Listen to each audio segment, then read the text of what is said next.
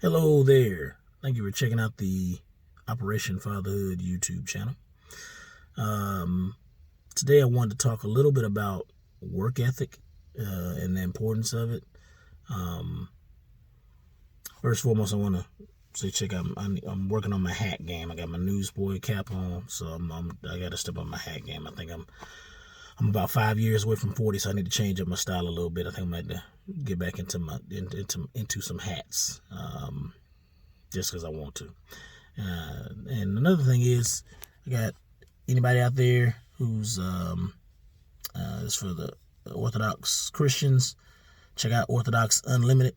Put a link to the company in my show description. Really like their clothes. It's a good shirt. I like this shirt. I'll put a link to it also in the show notes. But I wanted to talk about work ethic, and so prior to this particular video, I kind of always been saying, "Dear Elijah and Elena," and these are Daddy's thoughts basically. Sometimes I still might do that because, like I said, these videos, if I don't live a long time, which is always possible, anything can happen, I want my children to kind of have videos to be able to go back to be like, "Hey, what if Dad thought about this, or what would Dad thought about that, or what have you."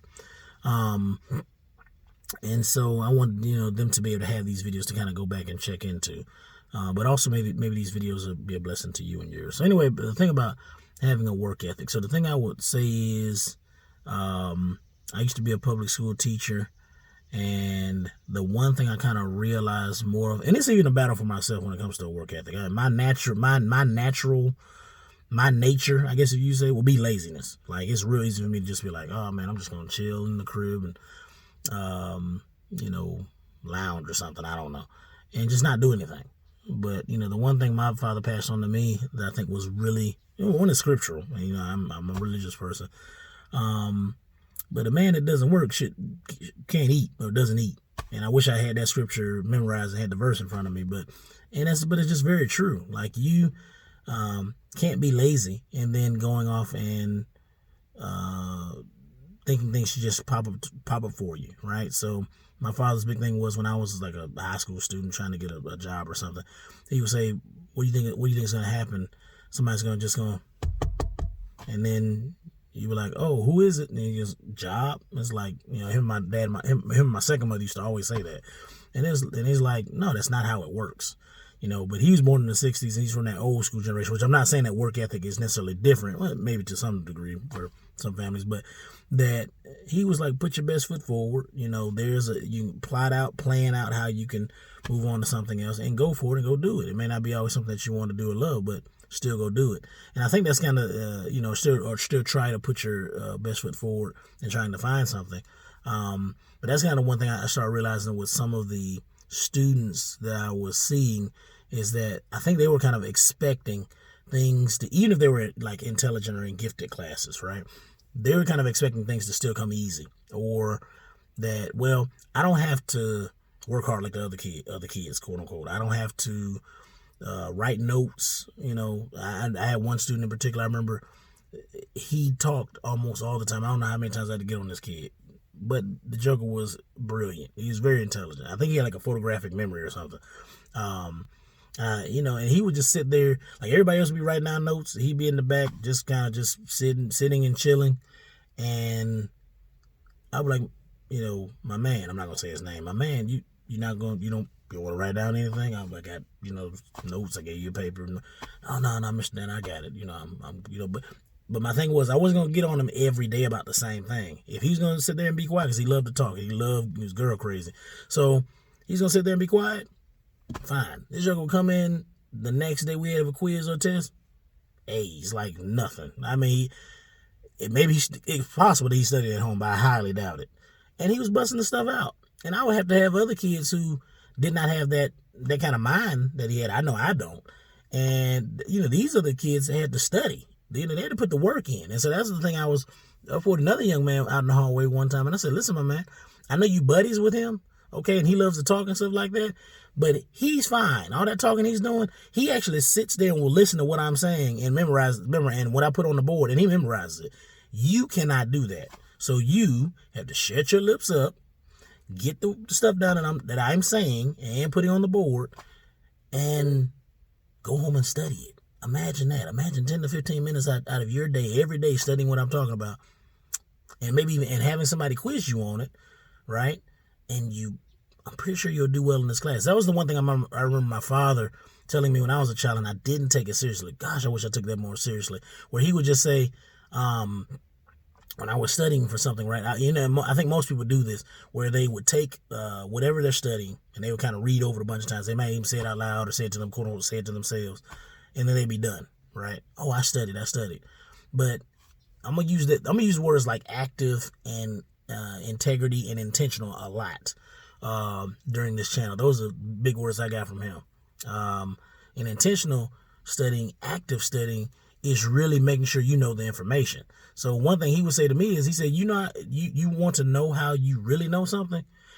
Go to somebody with that information, give them the cards that you're studying, the sheets or whatever, and have them quiz you on it. And if you can repeat back, may not necessarily be verbatim, but if you know how to put stuff, especially in your words, if you know how to explain it, then you know it. And you know it. And the person can walk away like, oh yeah, they got that information. I was a fool when I was a kid and in college. I didn't take my father's word for it. Now I'm trying to pass it on to somebody else. And that was the thing I used to tell a lot of students. I'm like, some of these kids would bomb quizzes and tests. These are sixth graders, mind you. And some of them were, last year I taught at a high school. And just bombing quizzes and tests. Mr. Danner, I studied. I would ask them, well, how did you study? Because we're in the classroom. I'm not seeing a work ethic at all whatsoever. So that's the kind of thing I think, that I would try to encourage more and more young people as much as possible.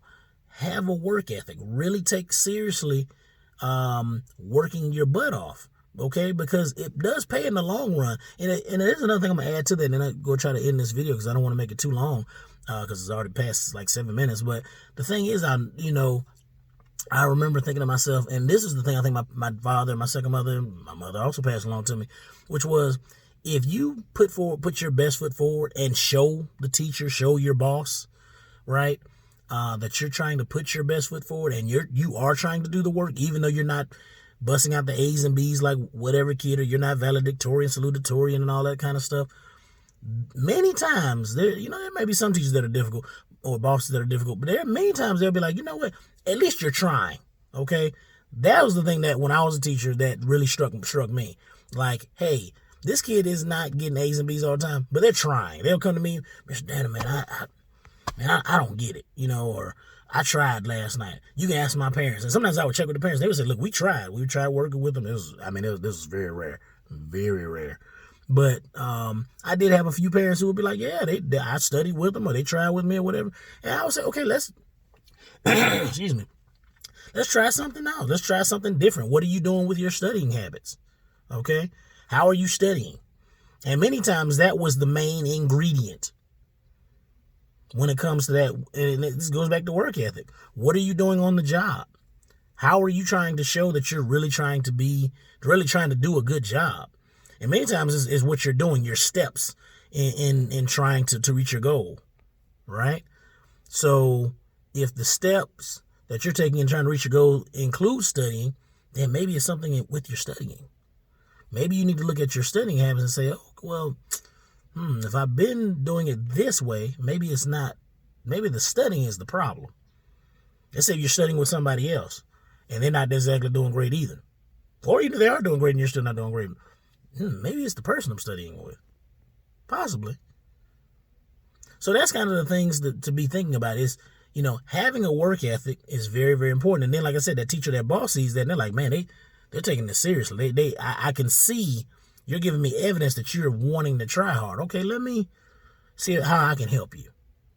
Because teachers and bosses many anyway, like I said, will try to give help when they see that the person is really trying to change themselves, really trying to grow. And the other thing about that like I said before, there's a benefit from it, right? Because when you show a strong work ethic, other people see that, and in many cases, at least from I've learned in my life, they'll want to bless you for it. And I don't always mean like something financial. It may be, putting you in a better situation to succeed in your job, your career, what have you. I've been blessed where, with the, excuse me, work ethic that I tried to I've tried to have anyway. I think it's a fairly strong one. Whenever I've done a good job in previous places, they're like, man, we want you to come back.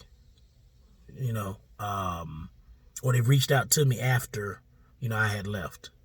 Or they said, hey, we like what you did for us and we don't want to lose you, but we understand you got to move on because we can't pay you anymore, or you want another job, whatever. We get it, okay? But put us down for a reference, okay? We'll write a reference letter for you. We'll write an email or call or talk to someone or what have you, okay? When you do good work, people notice, okay? And when they notice, many times they're willing to do something good for you. And so I'll leave you with that. Just try to just think about that. Think about having a strong work ethic and what are the steps you're taking to be successful to reach your goal. Do you need to tweak them? Thanks.